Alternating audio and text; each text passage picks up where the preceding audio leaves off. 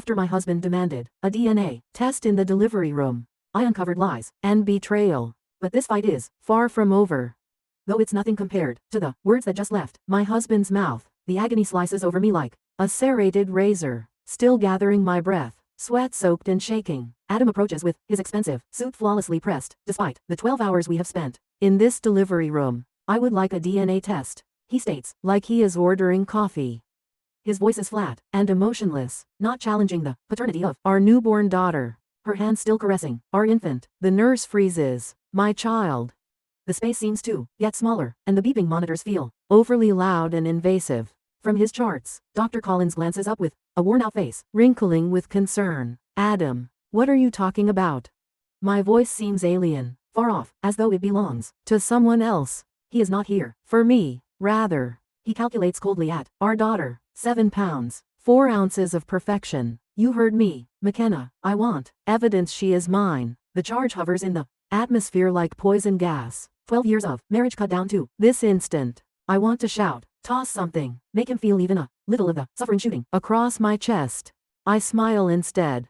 Raw and bitter. It sounds terrible. Get out, I urged. It tastes like metal in my mouth. The words. Walk out before I call security. Mrs. Harrison, says Dr. Collins. Then Adam cuts him off. He pulls out his phone and fingers are racing across the screen. I have every right to be here and every right to demand this test, my attorney notes. Your lawyer, I say, then. You've been chatting to your lawyer while I was in labor? The only indication he is even capable of shame nowadays is a small flush up his neck. For weeks, I have been getting ready for this. Months. The name comes back to me. My husband was laying this ambush as I was choosing nursery colors and folded small onesies. It strikes me physically like a punch between us. Bless her. The nurse steps. Sir, maybe we ought to carry on this outside? No, I ignore my aching body's objections and try to sit up straight. Let him stay. Let him monitor the test. Let him see exactly how wrong he is. Adam's countenance doesn't change, but something flickers in his eyes. Disappointment? Release. I am not able to tell anymore. Every micro-expression, every cue was known to me. My hubby started to be a stranger when I'll arrange it right away. Dr. Collins responds, his tone precisely neutral, though I must say, in my 30 years of practice, just do it. Adam says quickly. He straightens his tie, a nervous habit I once thought charming. The sooner we know the truth, the better. Truth. As if he knows what that word denotes these days. Unaware of the tempest building around our daughter, my daughter, I gaze down at her, sleeping blissfully in the bassinet, like mine. Her small fingers are twisted into fists. Her dark hair already shows curl. Fine, I answer, my voice calm in spite of handshaking. Do the test, but do not expect forgiveness if it shows what I already know. The buzz on Adam's phone is constant. He looks at it and briefly his mask falls. Fear, guilt. He's rushing for the door before I can digest it. Not turning around. I'll be back tomorrow, he says. My lawyer will get in touch on the plans. The door clicks closed behind him, and I can suddenly start to breathe once again. Dr. Collins lightly runs her hand over my shoulder. McKenna, I'm really, apologies. Don't. I grab my phone and my fingertips find Sam's number. Already, my cousin will act, knowing what to do. He routinely does. Just bring me the test, paperwork, and Dr. Collins. Make sure it's witnessed at every step. He nods, knowing dawn breaking across his eyes. Of course. I once more study my kid, learning every flaw, her face by memory. Whatever game Adam is playing, whatever falsehoods he is telling himself, one thing is clear, he has no idea what he has just started. 3 days in the hospital has made Sam's flat seem like a haven. Tara runs about the kitchen, making tea while I drop into his worn-out leather couch and cradle. Emma, coffee grinds, and the familiar aroma of old books help me relax, yet my hands will not stop shaking. Seeing Sam pace, I say, he's changed all the locks. Changed the security codes too. 12 years of marriage, and he locks me out, like I'm sort of a criminal. Sam pauses. His journalist notebook is already full of scrawled notes. Think back carefully. Exactly when did things start changing with Adam? The question strikes like a gut-reversing punch. I close my eyes and search for the instant my marriage started to fall apart. Said it was a major merger. The Preston Tech deal, maybe 4 months ago.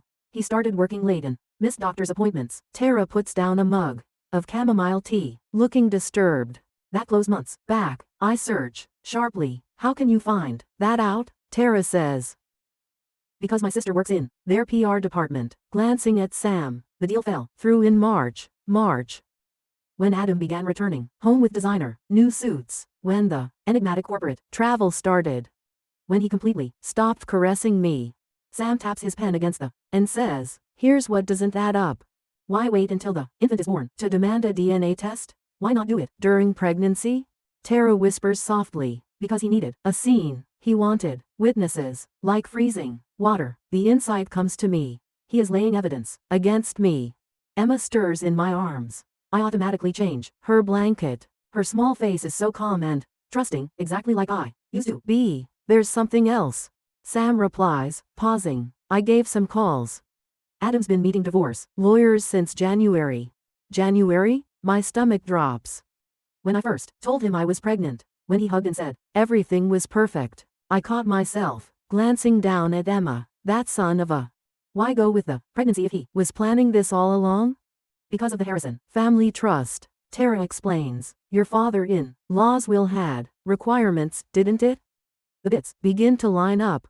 My voice sounds empty even to my own ears. The trust only pays out if there are legitimate children. He needed evidence. The baby wasn't his to refute the claim. Sam hears buzz on his phone. He looks at it and darkens his expression. Adam just posted on LinkedIn. He's accepted a new job at Grant Technologies. Grant? The name reminds me of something from the past. Wait, isn't that the same one your father-in-law refused to sell to before he died? Sam says it closing. We all leap at the door knock. Tara looks through the peephole and then rapidly backs off. It's Adam, I murmur. Hugging Emma tightly? Don't open it. McKenna, Adam says as he walks through the door. I know you're in there. My lawyer insists you should be here. The DNA test is booked for tomorrow morning. Sam steps for the door, but I grasp his arm. Wait, let him speak. Adam says, you're making this harder than it needs to be, his voice softening somewhat. Just come home, we can work this out. I rise gently, wary of waking Emma. Work what out, Adam? The lies? The secret meetings? Or how about the trust fund you'd like to pilfer? Stillness? Then, I don't know what you think. You know, I know enough. My voice has stopped shaking now. I know about Grant Technologies. I know about the divorce lawyers. Soon, I'll know everything else too. One more stop. When he talks once again, all of his polite pretense disappears. You know nothing about what you are handling. Neither do you. I gaze down at our daughter. My daughter, and something hardens inside me. Game on. Adam. His footsteps turn back along the hall. Sam closes the door and then looks at me. What's the plan? I grab my phone and search among past contacts until I come upon the one I need. We first learn everything we can about Grant Technologies. Then I push the dial. We also call in some favors. Twice the phone rings. Then a familiar voice answers. Dr. Collins, I need your help with something. Dr. Collins grimly slides the phone across his desk. I thought you ought to see these messages. They were automatically backed up to the cloud account you shared. I pick up the gadget and my hands shake. 2 days before I started labor, the timestamp shows 3:47 a.m. Everything is in place. The message comes across. She will not be entitled to the confidence once the test findings arrive. See to you. Follow the plan. Adam answers. She doesn't suspect anything. Just keep your father concentrating on the deal. Evelyn Grant. Dr. Collins adds softly. Son of Marcus Grant.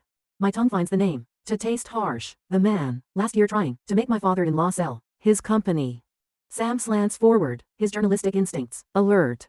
The same Marcus Grant who strangely bought 3 board seats following the death of your father-in-law? I go through more texts, each one worse than the next. Intentions. Meetings, subtle elements that cause my tummy to churn over. They've been seeing each other since January. I remark, my voice faltering.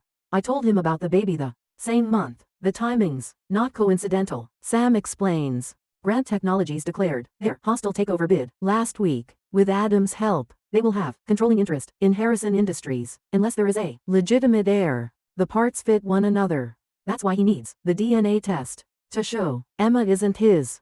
It's not about the baby at all. It's about the company. A knock cuts off our conversation. Tara falls in, her face white. Adam's here with attorneys. Though my heart races, I will myself keep cool. Let them in. Adam arrives like he owns the place, accompanied by 2 suits, possibly costing more than my annual pay. He seems different, sharper, colder, sporting a tie I have never seen before. This is a private medical facility, Dr. Collins says, but Adam stops him. The older attorney says, stepping forward, we're doing a paternity test that my client has every right to oversee. We have questions regarding possible manipulation. I chuckled. I have no control over it. Tampering is rich coming from you. Adam's jaw gets stiff. Careful, McKenna, you already run possible fraud allegations. If I hand out the phone, if these messages somehow get out there, the ones showing you and Evelyn intending to steal your father's company, he turns cold. I saw actual dread in his eyes for just a moment. You were able to access your private messages on our shared cloud account. I get up. Rage providing strength. The one you neglected to cut off when you were so busy organizing your small business takeover. Adam's visage darkens as the younger attorney mumbles something in his ear. This changes nothing, he says, but his voice failures. The test will go precisely as scheduled. Dr. Collins speaks, out of turn, under my supervision, with witnesses present, unless you would want to explain to the board why you are colluding with, while serving as Harrison Industries CFO. Adam's hand jerks toward his phone, but Sam advances. I wouldn't, he says with a smile. My article about corporate espionage at Grant Technologies goes live in an hour. Fascinating stuff about insider trading and family betrayal, Adam says. You're bluffing, but he gets perspiration on his brow. I approach closely while speaking softly. You want a war, Adam? Fine, but remember, you taught me everything about corporate finance over those late-night strategy sessions. Everything. I stop so the weight of my words might sink in. And I learned something else from you too. I show him the last note he gave Evelyn, the one concerning love, and always keep receipts. The lawyers cast quick looks at one another. The older one starts to cough. Perhaps we should talk over terms. No terms, I say as Adam's flawless front breaks. You wanted to play dirty? Let's play. Remember, you're fighting for survival rather than just money now. They go. Adam's shoulders stiff with resentment. Sam lets out a faint whistle. That's only the beginning. My legs seem about to give out, so I sit back. Dr. Collins, how long till the test results? 24 hours, he says, giving me meticulous attention. Are you sure about this? Once we start? I'm sure. My eyes then turn to the picture on his desk, that of him, seated with my father-in-law, during medical school graduation. I won't make the same mistake. He trusted the wrong people.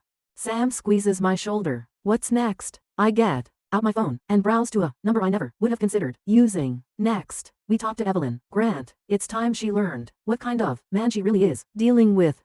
The Grant Technologies lobby sparkles with riches and power. Steel and glass stretching upward. Emma's carrier is changed on my arm. It seems little until I see my reflection on the glossy marble. One of Adam's preferred suits, the one he buys for board meetings, is on me. It fits now differently, but the armor is what counts. Not looking up, the receptionist responds. Miss Grant is in a meeting. With a firm voice. Tell her McKenna Harrison is here, I say, with the baby from her fiancé. Key clicking. Pauses. The head of the receptionist jumps forward, eyes widening to take in Emma's black curls, just as Adam's. 5 minutes later I am seated across from Evelyn Grant in her corner office. She is younger than I would have expected, perfectly polished in a manner that suggests old money and cautious reproduction. Her engagement ring shines 3 carats, princess cut, exactly like Adam's browser history. She says, I don't understand. But her hands betray her, whirling a pen till her knuckles grow white. Adam never brought up a wife or a child. Emma's fussing is softly calmed by deliberate ease. Funny how those specifics escape his attention while he is organizing corporate takeovers. Her face seems to be color deprived. You can't prove. I move her phone over her desk, showing screenshots. Actually, I can. The question is, what will your father say when he learns his perfect future son-in-law is still married? That he's using your relationship to manipulate Harrison Industries stock? Evelyn murmurs, you're lying, but she's already reading. Her immaculate manicured finger gliding across message after message, watching her look. I say, the DNA test is tomorrow. Adam's rather sure about the outcomes, almost as if he knows something I don't. She stares sharply, something flickering in her eyes. Recognition, terror. There is buzz on my phone. Sam's book made my blood freeze last night during the lab break-in. Security footage erased. Evelyn whispers, more to herself than to me. Daddy would never. I lean closer and say, your father's company stands to Harrison Industries falls. Adam stands to gain everything, unless there's a legitimate heir. Her hands hold a pen that cracks, ink flowing over her immaculate desk calendar ruining merger dates and wedding venue appointments, both. Her voice trembles. Get out, before I call security. I stand, gently drawing Emma near. You know what's funny? He promised me the same forever, even used the same pet names. He bought me the exact same ring 5 years ago. I said. Get out, she says sharply. Check his phone, I add quietly. The one he keeps in his gym locker, the one with the real messages. She stalls. How did you? I move for the door, then stop, because I was you once. Young, loving, certain he was different. Oh, and Evelyn, watch his left eyebrow. It twitched when you confronted him. It's lying. The elevator doors close on her broken face. I text Sam. It's done and my hands shake. Phase 2 begins now. Tara's lab contact validated attempts at manipulation, hence his response is instantaneous. The test is being transferred under drive. Collins to a safe location. From an unidentified number, another message flashes. My heart stops when I open it. Clever girl, Adam writes, but you neglected who taught you chess. Look through your Harrison Industries email. You have 1 hour to leave the board, or those last year. Inventive accounting fixes you assisted with go public. Your actions. I fix my gaze on the computer, remembering late evenings sent over spreadsheets, depending on Adam's direction, signing paperwork he claimed were standard. Realizing just how long he has been organizing this, my stomach turns over. Emma moves, her small hand grabbing my finger. I see my father-in-law's fortitude, my own will, and something else, something Adam never knew about, the Harrison lineage, in her face. I picked up Dr. Collins on the dial. How fast can you find the original last year's audit files? Already done, he responds. And McKenna. Something about a contingency plan caught my attention in your father-in-law's personal records. I smile for the first few days, for the first time. Tell me everything. The safe lab seems like a fortification. Sterile whites and security cameras following our every step. Standing at the testing station, Dr. Collins's face is blank while Adam's lawyers hover close by. Emma sleeps in her carrier, not aware of the tension buzzing about the room. The results will be available in half an hour, Dr. Collins says. Every party will stay here until the door opens violently. Evelyn bursts in, her flawless calm broken, mascara smearing her cheeks. She shrieks, you bastard. Adam backs off, his confident mask sloppily falling. Evelyn, this isn't. She says, the gym locker. Throwing her phone at him. It crashes against the wall. 3 other ladies. And you're still married? The lawyers glance at one another with great dread. Sam blocks his way as one reaches for his briefcase. Nobody leaves. Sam adds softly, not until we hear those results. Adam straightens his tie. I had not noticed until now. Worry tell. This is outrageous. Whatever McKenna told you. She didn't have to tell me anything, Evelyn says with a break. Once I showed Marcus the actual numbers behind the Grant Technologies merger. Your friend Marcus was rather helpful. Adam's face starts to fade in color. You did not, she says. Daddy's on his way? A sharp and cruel smile, using the sec. My phone lets off vibrations. Tara sent a note. Security footage turned around. Suspect found in lab. Breaks-ins identified. I slip the phone to Dr. Collins. He analyzes. The picture then turns to look at Adam's younger attorney. The man breaks out in perspiration.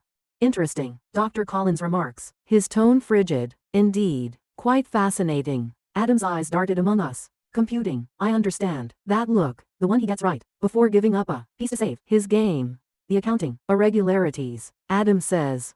McKenna signed off on all of them. She's just as guilt-ridden. Except from the contingency plan, I said, staring closely at his face. The one my father-in-law left, with Dr. Collins before he died. Adam locks. What? He knew Adam, I say decisively. About the embezzlement, about Grant Technologies. He documented everything, including your attempts to access Emma's trust fund before she was ever born. The older attorney clears his throat. Perhaps we should.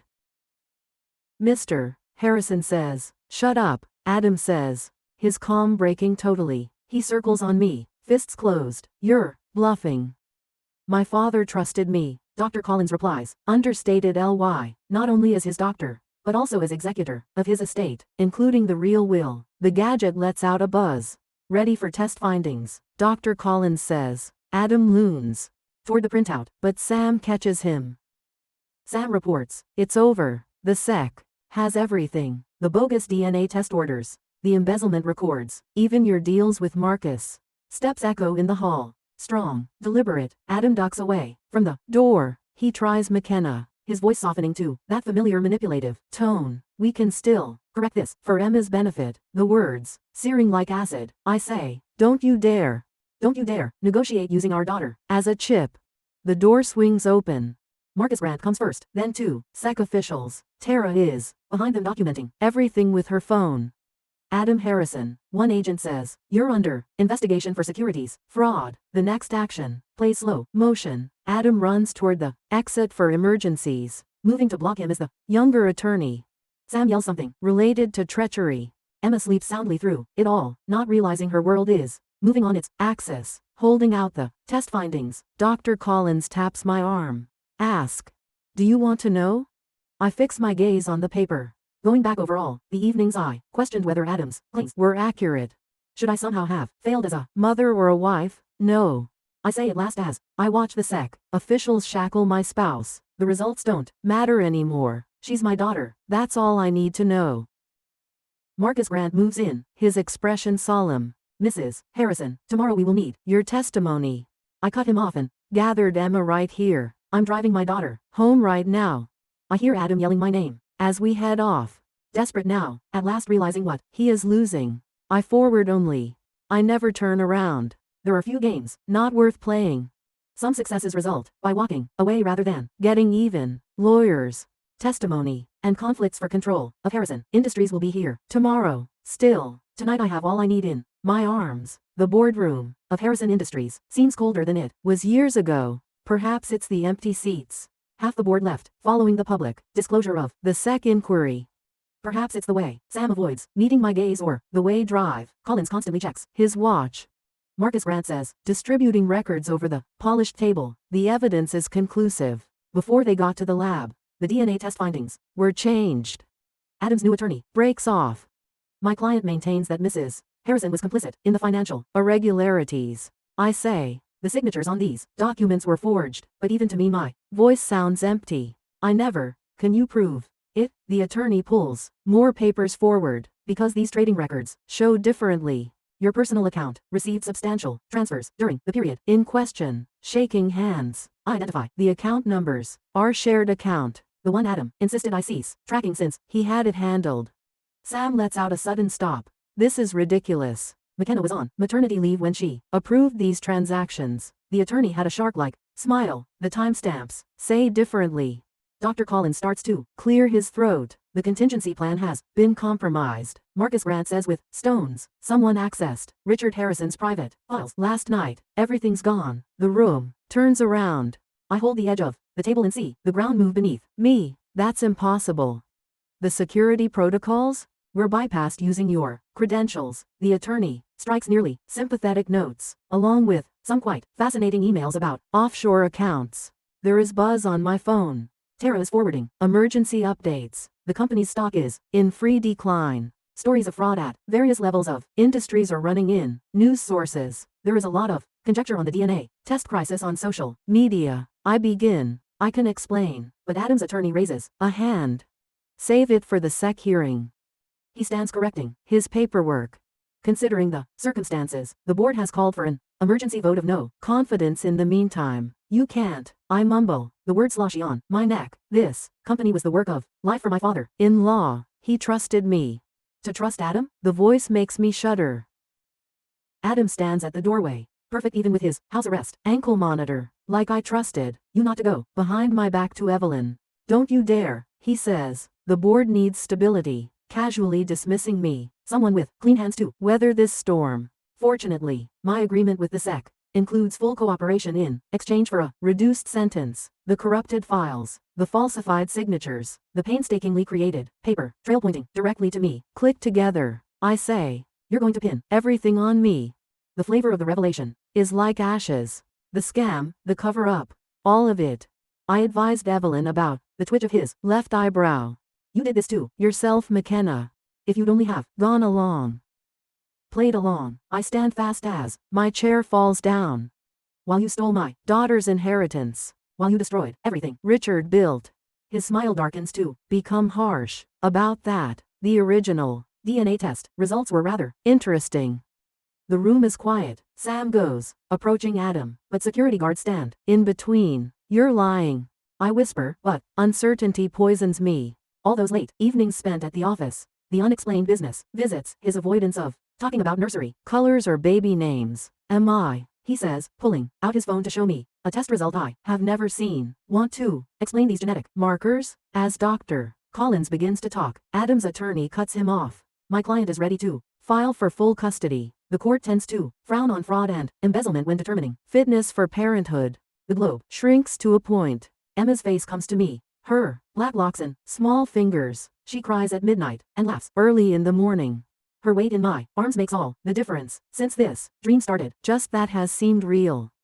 The board votes in an hour. Adam says gently, resign now, sign over your shares, and maybe we can set supervised visitation. Sam reaches my arm as I swing. McKenna, not still. My eyesight is blurring, and I am already grabbing for the resignation letter. Surrender sometimes is not about giving up.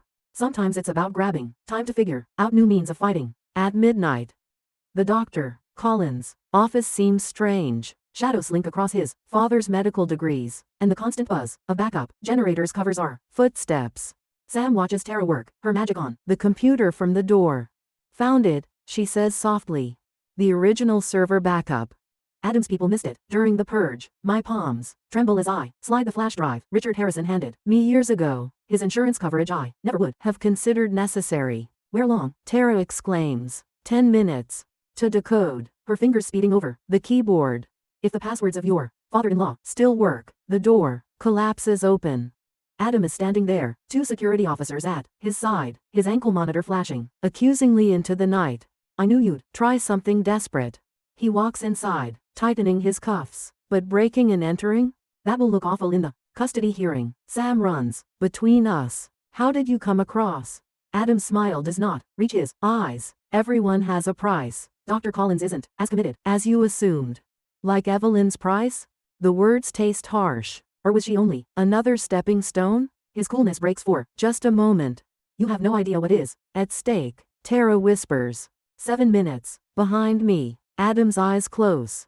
Whatever you're trying to recover, it's not important. The board votes tomorrow morning. Your resignation is already handled. Fun thing about resignations, I say as the progress meter crawls, they are not valid if signed under pressure, or if the person requesting them is fraudulent. He laughs, but with an unsure edge. You cannot prove anything? 5 minutes. Tara states. Adam yells to the guards. Close it down now. I walk forward, playing my last card, and wait. Show them to me. The real DNA results. We've seen this. Show me. Or I forward everywhere we find to the sec. Every email. Every transaction. Every meeting with Marcus Grant. His left eyebrow starts to move. You are blustering. Tara says. 3 minutes. The guards go for the PC. Sam Tenzin gets ready to step in. She's yours, Adam says, freezing everyone in place. The actual DNA test shows she is yours. I changed the findings since I needed power. Though all I feel is clarity. The admission should sting. You never wanted her either, did you? She was just another asset to manage. 2 minutes here. At last Adam's facade breaks down. You believe this relates to a baby? This is about power, control. Everything Richard promised me when he made me CFO. Quietly, he promised you a legacy. I whisper, not a kingdom to steal. 1 minute. Adam lunges for the PC. Sam catches Tara shielding the screen. Something falls from Adam's pocket. In the tumult, a phone I have never seen before. I grab it and immediately see the messages. Emails from Dr. Collins. Plans to strip Harrison Industries for components. And talks with Marcus Grant. It's done. Tara adds with great triumph. Everything's deciphered. Adam still goes. You do not want to open that file. But right now I am already the chamber echoes Richard Harrison's voice. A video confession captured just before his death. He names names, specifics plans, and exposes one last turn. The company was never yours to steal, I say to Adam. At last comprehending. Richard left Emma controlling interest before he died. He changed his will. Adam says, impossible, but his voice failures. She wasn't. Birth was. Not even. I show him the date, indicated on the will. He knew, Adam, about everything. The affairs, the fraud, the deals with Grant Technologies. You have been playing exactly the game he expected all this whole time. Police sirens call out, far away. Adam's visage twist, with rage. You think you have won? I still have the board, the evidence, your signed confession. Sam says quietly. Check your phone. The real one you just dropped. Messages flood Adam's eyes. The SEC reopening, their inquiry, Marcus Grant cutting agreements to save himself, Evelyn's father pulling all support, and Dr. Collins delivering one more note. I kept my promise, Richard. Your granddaughter's legacy is safe. As Adam crumples, his empire of falsehoods, around him, the police explode in. But I'm already leaving, considering Emma soundly asleep at home. Some successes are about safeguarding what counts, most rather than about winning. The Harrison Industries boardroom still bears traces of the turmoil yesterday night.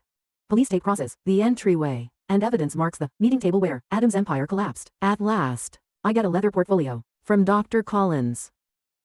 Quietly, Richard Harrison's personal files. He wanted you to have these, he whispers, when the time was right. Inside, under years of corporate plans and financial data, I uncover a letter. Although the ink faded and the paper is aged, Richard's firm handwriting is still clear. Darling McKenna, darling, you will know by now why I chose you to guard Emma's inheritance. Not because you are Adam's wife, but rather because you observe what he never could.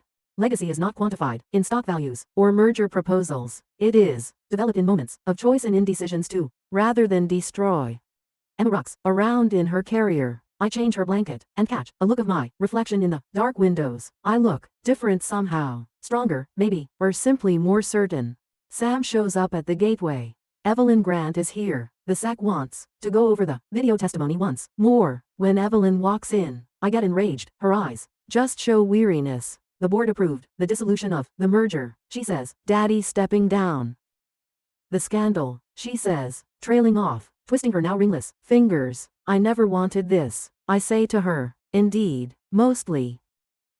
Neither did I. She glances at Emma, something gentle softening her face. You know, he promised me children too. A future I actually believed in. I say. I know, because I did too. Once, Dr. Collins, his throat clear. The new board members are waiting. They will need direction regarding the future of the company. I consider Richard's letter of choices and legacies. Tell them we're restructuring, starting with the charitable foundation, doubling the funding for single parent support programs.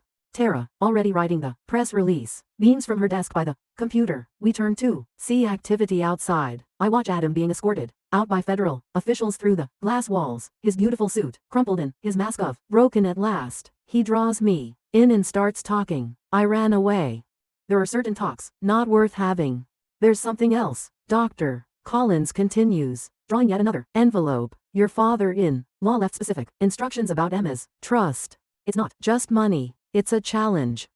Every dollar has to be matched by community investment projects. I chuckle. At last, I grasp. He made sure the legacy has to be earned. It cannot be taken. Speaking of earning, Sam says, though personally, I think karma in the boardroom had a better ring to it. The investigative piece just went live. Corporate corruption and the price of truth. Watching Emma fall to sleep, I say, no more karma, just forward motion. Neither more revenge, nor anything else. Dr. Collins looks up an eyebrow. And Adam? I close Richard's portfolio. We face justice through proper channels. I'm done messing about with his games. Evelyn stands to go, stopping at the door. For what it's worth, I think Richard chose well. Not just for the company, but for her. She points at Emma. I go to Richard's old workplace after she leaves. His nameplate still stands on the door, but shortly it will show Harrison Industries Trust Management. Inside, he is always there in every well-picked element. One last note. The day he passed, caught me buried in his desk calendar. Remember, power is in knowing when to stop, not in knowing when to fight. Emma wakes up seeking attention with the tenacity of her father, but happily none of his calculations. I raise her while inhaling that lovely newborn aroma. From the doorway, Sam asks, ready to go home? Not home, I corrected him. Compiling our belongings. Forward.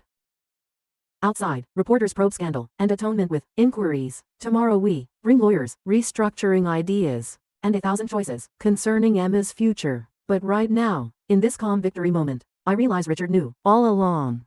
Sometimes the best payback is in creating something better from the ashes left behind, rather than in demolishing what others created.